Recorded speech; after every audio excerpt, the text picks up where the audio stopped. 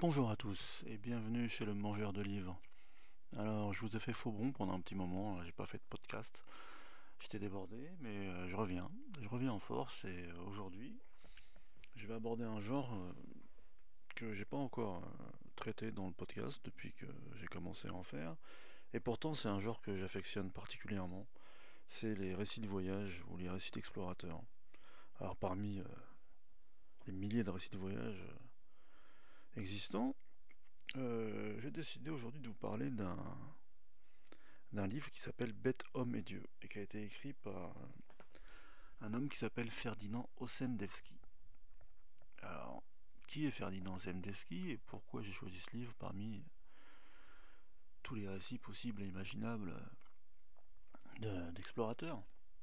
D'abord parce que c'est un livre en fait autour duquel je tournais depuis longtemps, qui traînait dans ma bibliothèque depuis des années, que je voyais souvent dans les librairies, dans les bouquineries d'occasion, dans les brocantes, et je me disais toujours que juste avec le titre, c'est quelque chose qui m'intéressait, quoi, quelque chose qui m'appelait.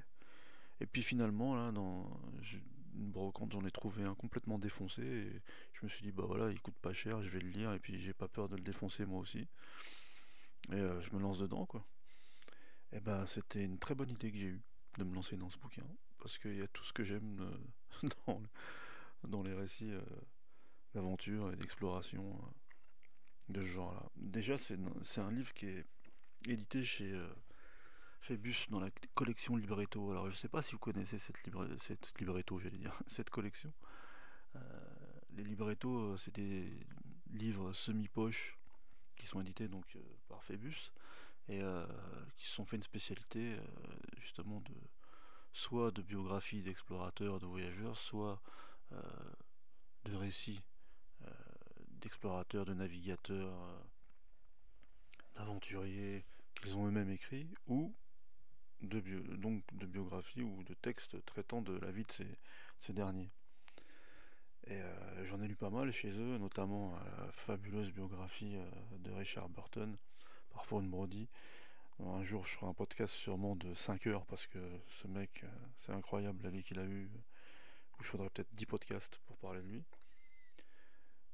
Donc, pour commencer, je me suis dit qu'un petit libretto, ce serait mieux qu'un gros pavé. Et aussi, pourquoi j'avais envie de lire ce livre, c'est parce que il se passe à une époque en fait que j'affectionne particulièrement, c'est la fin du 19e et le début du 20e, c'est les derniers grands explorateurs, et il y a encore des pans entiers du monde qu'en réalité on ne connaît pas vraiment, surtout nous occidentaux, hein. Et surtout en ce qui concerne notre ami Ferdinand, là, son livre il se passe en Extrême-Orient et c'est fabuleux, quoi. Donc, revenons à nos moutons, je m'éparpille un peu. Qui est Ferdinand Ossendowski? Alors excusez-moi, je vais sûrement écorcher son nom plein de fois, c'est un nom polonais comme son nom l'indique, et parfois j'ai du mal à le prononcer. En tout cas, Ferdinand, il est né en 1878, et en fait il était polonais mais sans patrie, parce qu'à cette époque-là, ça faisait bien 100 ans que la Pologne avait été dépecée par les différents empires qui l'entouraient. C'est une constante dans l'histoire polonaise, de disparaître et de renaître de ses cendres.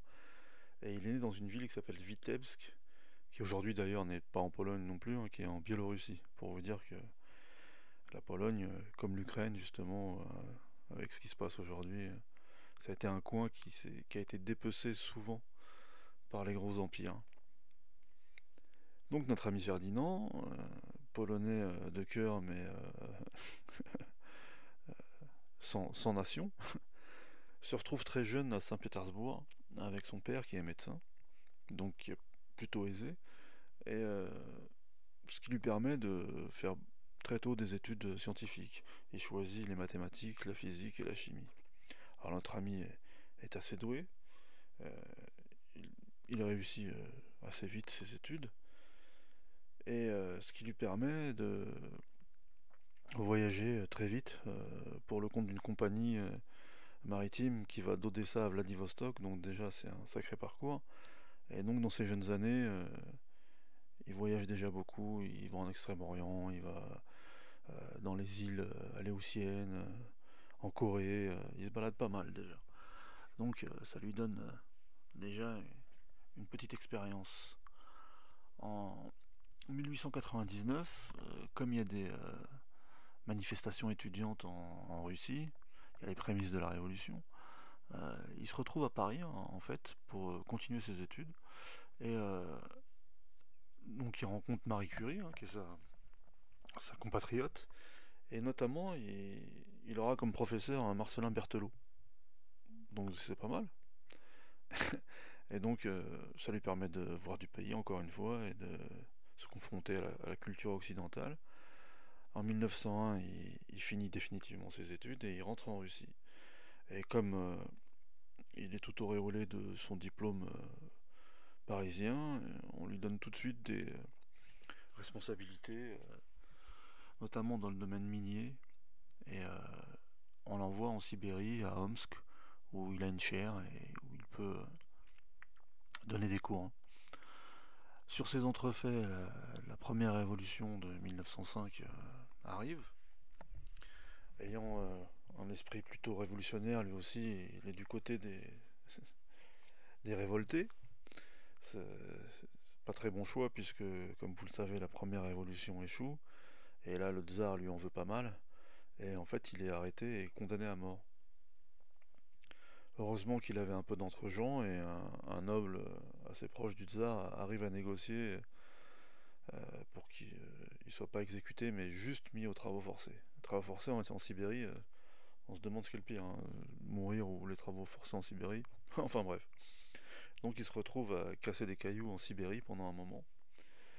Et il n'a donc plus le droit d'exercer sa profession euh, de, de scientifique. Mais en fait, il est quand même assez chanceux puisque finalement sa peine de travaux forcés est réduite et il sort des camps en 1907. Mais comme il n'a plus le droit d'exercer, ni de quitter le pays, il se met à écrire. Et en fait, il avait déjà publié un roman en 1905, juste avant les événements, qui s'appelait Nok. Et il l'avait publié en polonais. Ça s'appelle La Nuit. Ça veut dire la nuit. Et donc de 1907 à 1917, il se remet à l'écriture en fait. Comme il n'a pas le droit de sortir du pays, et qu'il est quand même assez aisé puisqu'il faisait partie de l'intelligentsia sibérienne, finalement c'est une période qui lui permet l'introspection et l'écriture en fait. En 17, vu que il a passé 10 ans à écrire, il est revenu dans les bonnes grâces du tsar et il est à nouveau nommé professeur à l'Institut Polytechnique d'Omsk. Le problème c'est qu'on est en 1917 et que la révolution éclate. Donc au début, puisqu'il était plutôt du côté révolutionnaire 12 ans plus tôt, il se dit bah, j'ai toujours les mêmes accointances, mais finalement il est assez vite dégoûté par les bolcheviks et leur manière assez autoritaire et, et sanguinaire de faire la révolution, et il se rallie tout de suite au groupe contre-révolutionnaire et accomplit pas mal de missions pour eux, notamment le chef du gouvernement anti-bolchevique, Alexandre Kotchak. Et il devient même le ministre des Finances de ce dernier. Donc vu que la révolution réussit cette fois-ci, il est condamné à fuir. Et c'est le moment où commence le livre. Donc à ce moment-là, en fait, il a pas encore pris la poudre d'escampecte. Il est toujours à Omsk. Et il se demande ce qu'il va faire parce qu'il voit bien que les carottes sont cuites. Et heureusement, des amis à lui viennent le voir 24 heures avant que les forces de la Tchéka, la police secrète bolchevique, viennent le chercher. En fait, ils le préviennent et lui disent il faut que tu sauves. Et ils en ont après toi, ils savent que t'es là. Donc en fait, il part avec rien. Et la Sibérie, c'est quand même compliqué. Donc au début, il part dans la forêt avec juste quelques vêtements et il sait pas trop ce qu'il va devenir. Finalement, il se dit que la meilleure chose à faire pour lui serait peut-être de rallier l'Inde. C'est quand même vachement loin. En passant par le Tibet, quoi, en passant par la Mongolie et le Tibet, en suivant le cours de... Parce que Omsk, en fait, c'est sur les rives d'un grand fleuve sibérien qui s'appelle Yenisei, et il se dit que, comme il est géographe et qu'il connaît la région, il se dit qu'en remontant le cours de ce fleuve et en arrivant d'abord en Mongolie, puis ensuite au Tibet. Euh, c'est possible peut-être de rallier l'Inde qui est anglaise et en fait l'Occident ensuite. Mais je pense qu'il n'avait pas mesuré ce que ça voulait dire un tel voyage. D'ailleurs, pour ceux qui sont férus de ce genre de livres de tribulation, ce voyage, il a été effectué aussi par d'autres. Euh, Ça a donné un film de Peter Weir qui s'appelle À marche forcée, et dans la même collection en libretto chez Phébus, euh, je crois que enfin, le livre s'appelle à marche forcée, mais le film il s'appelle Les chemins de la liberté, c'est avec Colin Farrell. Et c'est écrit par un certain Slavomir Ravitz, et je crois qu'il est polonais lui aussi. Et eux, par contre, bah, je sais pas si vous avez vu le film, en tout cas, eux, ils font ce voyage vraiment de Sibérie jusqu'à l'Inde, quoi, jusqu'à la frontière himalayenne. Et c'est incroyable. Le livre, comme le film, je vous le conseille, c'est incroyable. C'est la réalité dépasse la fiction.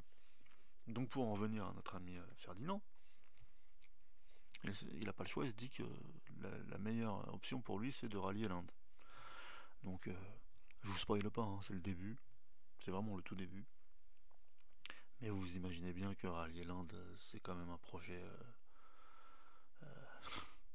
déraisonnable, à tout le moins. Donc en gros, il part quand même. Au début, c'est pas encore l'hiver, c'est la fin de l'été. Il arrive à chasser un peu, il arrive à se débrouiller. Il tombe sur une cabane de chasseurs, il tombe sur un mec qui est au début soi-disant trappeur, mais il comprend vite que c'est un peu un trafiquant, c'est un peu. Parce que ce qui est fascinant dans ce bouquin, en réalité, c'est que ça se passe justement en Sibérie, déjà pour le début. Et pour nous, en fait, la Sibérie, bon, aujourd'hui, on se dit que ça fait partie de la Russie et que c'est plus ou moins civilisé, mais bon, on a toujours dans l'imaginaire quand même occidental, la Sibérie, c'est le Far East, quoi. Il y avait le Far West aux États-Unis, la Sibérie, c'est le Far East, et même aujourd'hui, c'est quasiment pas peuplé. Et, tout peut arriver. Mais en 1917, c'est encore pire. Et donc la Sibérie, c'est peuplé pour une part de colons russes, parce que ça fait pas longtemps que la Russie a réussi à intégrer la Sibérie tout entière à son empire. Et pour partie, de ce qui reste de tribus autochtones, et en réalité aussi de pas mal d'occidentaux qui étaient là, il y avait pas mal de scientifiques qui travaillaient pour le tsar, il y avait des aventuriers, des trappeurs, des mecs qui essayaient de faire fortune. Et en fait, c'est une société assez interlope et cosmopolite. Et ce qui est fascinant, c'est que déjà, là, juste avant de partir, on voit bien que une ville perdue comme Omsk, il y avait quand même des écoles polytechniques, des universités, quelques étrangers. Donc, enfin, par rapport à l'idée qu'on s'en fait, nous, de la Sibérie en 1917, on se dit, putain, c'est pas mal, quoi, c'est quand même assez développé. Mais par contre, dès qu'il sort de la ville, c'est vraiment le Far East, comme je vous dis, et c'est pour survivre, il faut être un autochtone justement, parce que sinon on n'y arrive pas. La chance qu'il a, c'est qu'il tombe sur ce trappeur, trafiquant, escroc, là, avec qui il se lie d'amitié et avec qui il arrive un peu à faire un bout de chemin. Le problème, c'est qu'il se rend vite compte que déjà juste pour rallier la Mongolie, ne serait-ce que pour remonter le cours de l'Yenisei, il y a peu de chances qu'il y arrive avant l'hiver, et l'hiver en Sibérie, c'est une sentence de mort. Donc déjà, on a plein de péripéties, et par le biais de ces aventures, on se rend compte aussi de ce qu'est l'écosystème sibérien. Comme je disais, nous, on a une image du Far West par exemple. Et déjà, le Far West, c'est les grands espaces, c'est le Grand Canyon. On s'est toujours dit que c'était une nature majestueuse. Mais en fait, la Sibérie, c'est pareil. À un moment, il explique que quand l'hiver arrive, justement, le fleuve, là, quand il est pris dans les glaces, il y a des moments où le mouvement en fait, des glaces est tellement puissant que ça crée comme l'équivalent d'un tremblement de terre, mais en fait c'est un tremblement de glace. Il y a des murs de glace qui se créent dans le fleuve, et que si jamais on est dessus, bah, c'est la mort assurée. Et par exemple ça, moi je savais pas du tout que ça existait comme phénomène naturel. Et donc le truc c'est que il doit arriver à traverser déjà la Sibérie pour arriver en Mongolie. Il doit échapper à la police secrète bolchevique, et aussi à plein de bandes de malfaiteurs, on va dire. Et il doit aussi, en réalité, se faire des alliés, parce que tout seul ou avec le trappeur, c'est sûr qu'il n'y arrivera pas. Mais le fait est que, comme c'est une époque troublée, en fait, il rencontre plein de gens. Il rencontre euh, des plus ou moins gangsters, il rencontre des mecs comme lui qui fuient. À un moment donné, il se lie même d'amitié avec un autre scientifique comme lui, qui est aussi en fuite et qui travaillait pour le tsar avant, mais qui essaie d'échapper aux bolcheviks. Et finalement, ça va être son partenaire jusqu'au bout. Le problème, c'est que, comme je vous le dis, il faut rallier la Mongolie. Donc, je vous spoil pas tout, je vous évite plein de péripéties. Mais ce qui est fort, justement, c'est que la petite histoire rejoint la grande histoire et que cet endroit, en fait, il n'y avait pas que la Russie. La Mongolie, elle n'avait pas encore proclamé son indépendance de république socialiste, elle aussi. Euh, les Chinois voulaient mettre la main sur la Mongolie, et peut-être même sur un bout de la Sibérie russe. Les bolcheviks essayaient de faire le contraire, de s'accaparer la Mongolie et de rentrer en Chine. Donc ce qui fait qu'il y avait plusieurs armées. Il y avait l'armée chinoise, il y avait des rebelles mongols, il y avait les bolcheviks qui essayaient d'avancer. Et le truc, c'est que, par exemple, il y avait même des délégations américaines en Mongolie. Donc là pareil, je me dis, les Américains en 1917 en Mongolie. Pourtant, pareil, hein, ça fait des années que je lis des bouquins d'histoire. J'avais aucune idée que les Américains étaient à Ourga. Ourga, c'est l'ancien nom de Ulaanbaatar, la capitale actuelle de Mongolie. Et donc, en réalité, vu qu'il y a plein de puissances qui sont sur ce- cet entre-là géographique, bah lui, vu déjà qu'il, pour certains, il est connu, pour d'autres, en fait, il a des capacités intellectuelles et des connaissances scientifiques et géographiques. Donc, en fait, c'est un atout dans la manche de n'importe qui veut tirer son épingle du jeu dans la région. Notamment un personnage incroyable, et là, pareil, bigger than life, comme on dit en anglais. Il va croiser la route d'un mec qui s'appelle le baron von Ungern. Alors franchement, c'est dur. Quand j'ai lu le bouquin, je me suis arrêté et j'ai regardé sur Wikipédia pour être sûr que c'était un mec qui avait existé, parce que c'est incroyable. Le mec, bon, déjà, c'est un mec qui faisait partie de l'armée tsariste et qui est donc maintenant que la révolution a lieu, il fait partie des blancs quoi, de l'armée qui est toujours pro-tsariste, qui essaye de restaurer le pouvoir des tsars. Mais comme son nom l'indique, il est des origines allemandes. Parce que le baron von Ungern, on se dit déjà qu'est-ce qu'il a à voir avec la Russie. Et le truc, c'est que à ce moment-là, bien qu'il combatte les bolcheviks, lui, son but, c'est de créer une espèce d'empire euh, mongolo-bouddhiste. Alors, un truc qui s'appelle le Pogd Kagan, ou Bogd Khan. Et en fait, qu'est-ce que le Bogd Khan? Aujourd'hui, ça n'existe plus, mais à un moment donné, en Mongolie, les, les Mongols avaient fait une espèce de syncrétisme entre leur religion animiste et en même temps leur histoire de grand Khan. Parce que Kagan et Khan, ça veut dire la même chose, ça veut dire le grand chef, comme Gengis Khan. Et en fait, Bogd, c'est presque l'équivalent du Dalai Lama. Il y a une espèce de hiérarchie dans le bouddhisme, et le Bogd, on va dire qu'il est un tout petit peu en dessous du Dalai Lama. Mais lui, ce qu'il voulait faire, c'était donc une espèce de syncrétisme comme ça, de remettre en place le Bogd Kagan, parce qu'il y en avait eu dans l'histoire. Et il était tombé amoureux de cette doctrine et il y croyait vraiment. Et il s'était dit qu'en Mongolie, il pourrait, puisqu'à l'époque elle était sous la férule des Chinois, et le dernier Bogd Kagan existait encore, était vivant, et il s'était dit, bah, parce que lui c'était un officier de cavalerie, il avait encore quelques soldats avec lui, il s'est dit, les Mongols c'est des grands cavaliers, c'est des grands guerriers, je vais les fédérer autour de moi, et je vais mettre le Bogd Kagan en place, et en gros, on va créer un nouvel empire à la Gengis Khan. Donc déjà, c'est un truc incroyable, l'ambition de ce gars. Et quand on voit en plus d'où il vient, puisque comme je vous dis, il s'appelle von Ungern-Sternberg, en réalité c'est un descendant des chevaliers teutoniques. Donc les chevaliers teutoniques, vous savez, c'était un ordre religieux qui à un moment donné, c'est comme les Templiers ou l'ordre de Malte, mais eux ils ont vraiment eu de la réussite parce qu'à un moment donné ils ont créé carrément un État euh, sur la Baltique. Et pendant quelques décennies, voire un siècle ou deux, c'était devenu un État à part entière. Et donc eux, ils s'étaient établis sur la Baltique, quoi, dans un des pays baltes d'aujourd'hui, la Lituanie ou l'Estonie, un truc comme ça. Et finalement, donc, ce qui fait que quand ça avait été intégré à l'Empire russe, bah, cette famille avait continué, de par son prestige, à jouer un rôle important. Et lui, il était un militaire important de l'armée tsariste. Mais ce qui est incroyable, d'ailleurs, je vous conseille, hein, si tapez juste Baron von Gerstenberg sur Wikipédia, vous verrez une photo de fou. Une photo en noir et blanc de l'époque où il a une tête parcheminée avec une espèce de kimono en soie à la chinoise sur un trône en bois, justement d'Extrême-Orient. Là, on dirait une scène tirée d'Indiana Jones. C'est incroyable.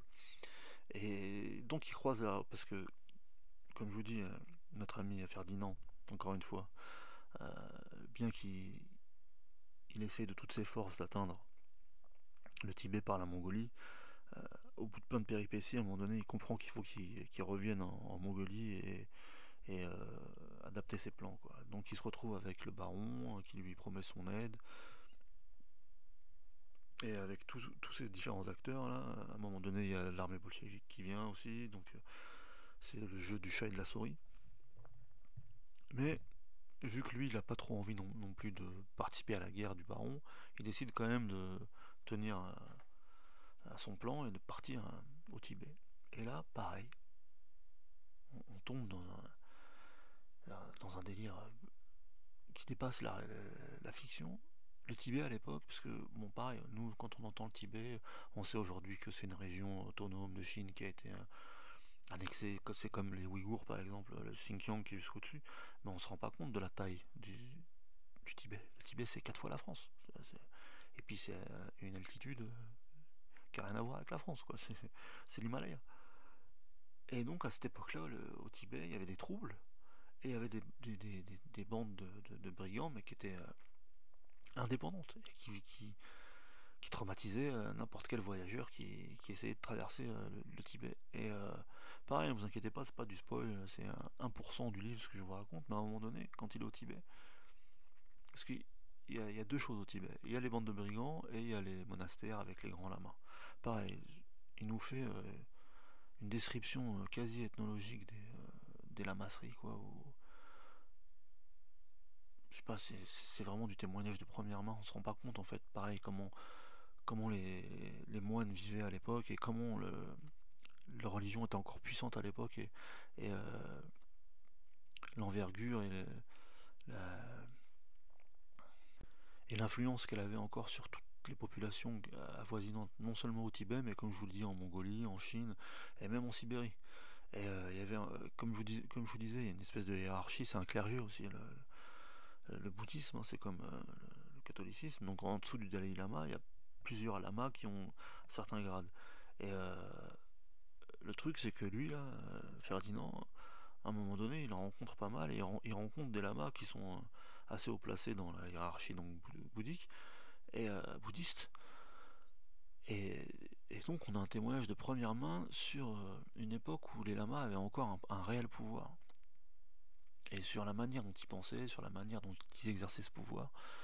Et pareil, c'est plus qu'exotique, c'est une porte ouverte sur une façon de vivre et de penser qui n'existe quasiment plus, parce qu'aujourd'hui les lamas, d'ailleurs à part le Dalai Lama, on connaît qui? Ils sont tous réfugiés en Inde, et peut-être qu'il y a des monastères cachés au Tibet, mais bon, on sait pas ce qui se passe. Donc pour en revenir à nos amis les brigands, bah, c'est des scènes de film en fait, c'est pareil, c'est comme je vous disais, l'équivalence avec le Far West. Et il se retrouve à se faire poursuivre par genre le plus grand brigand du Tibet qui estime que personne ne peut traverser le Tibet sans lui demander déjà la permission et lui payer une dîme. Donc ça donne lieu à une course-poursuite homérique à travers les montagnes de l'Himalaya. Et le truc de fou, c'est que leur façon de penser, c'est que ils se découpent, hein, ils se tirent dessus, ils se poursuivent et tout. Et à un moment donné, ils arrivent à blesser donc le chef des brigands. Et vu qu'il est blessé, bah, le mec, et que Ferdinand a des connaissances en médecine, il envoie un messager, il dit bah c'est bon, tu m'as blessé, bah viens me soigner, comme ça tu te barres. En fait, c'est comme si de rien n'était. C'est pas grave, tu m'as eu, bah t'as gagné, mais quand même, il faut pas que tu me laisses crever, viens me soigner. Et le truc, c'est que Osendevski accepte, quoi, il vient le soigner, donc il gagne du temps comme ça, il arrive à repartir en Mongolie. Mais pareil, ça donne une idée, parce que quand même 1917, c'est pas genre 1850, où on se dit c'est quand même l'ère moderne, entre guillemets. Mais la seule modernité qui avait atteint le Tibet, c'était les armes à feu, quoi. Le reste, c'était vraiment le Far West, mais de l'autre côté. Donc tout ça pour dire que si vous aimez justement l'aventure, et sous toutes ses formes, le dépaysement, l'extrême-orient, l'histoire de ce coin, et ben franchement, boudez pas votre plaisir et achetez ce livre. Bête, homme et Dieu. Je vous spoile pas la fin, je vous spoile pas ce qui se passe après. Juste que c'est extraordinaire, c'est un témoignage de première main, déjà. Il raconte toute son histoire, et c'est aussi un témoignage sur l'époque. Donc, si vous aimez le dépaysement total, et si vous avez jamais lu de récits de voyageurs ou d'aventuriers, je pense que c'est une bonne entrée en matière.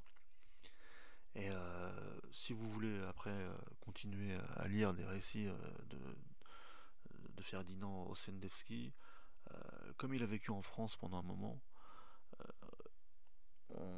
dans l'entre-deux-guerres, il y a eu pas mal de ces bouquins qui ont été traduits et édités en France. Donc, bon, il a écrit une biographie de Lénine, mais à l'époque, elle avait fait grand bruit parce que c'était le début de la Révolution. Et il donnait un point de vue qui était un peu différent de, de- de ceux qui circulaient à l'époque. Pareil, ça peut donner aussi une idée de ce qui se passait vraiment à cette époque-là et un angle différent sur les événements. Mais sinon, bizarrement, il a aussi écrit de la science-fiction, il a écrit d'autres récits de voyage. Il est mort en 1945 en, en Pologne. Et dommage pour lui, il n'aura pas vu la libération de la Pologne, mais en même temps, c'était pour retomber sous le joug des soviétiques. Et le truc qui est intéressant, c'est qu'il était rentré juste avant la guerre en Pologne, et malgré le fait que la guerre éclate, il avait décidé de rester, et comme quoi c'était quand même quelqu'un de courageux tout au long de sa vie. Et il avait participé au gouvernement clandestin de Pologne, notamment en matière d'éducation. Et le truc de fou, c'est qu'il est mort donc peu avant que les Russes arrivent en Pologne. Et comme les Russes se rappelaient de lui, et qu'il s'était dit que s'il mettait la main dessus, il le jugerait justement pour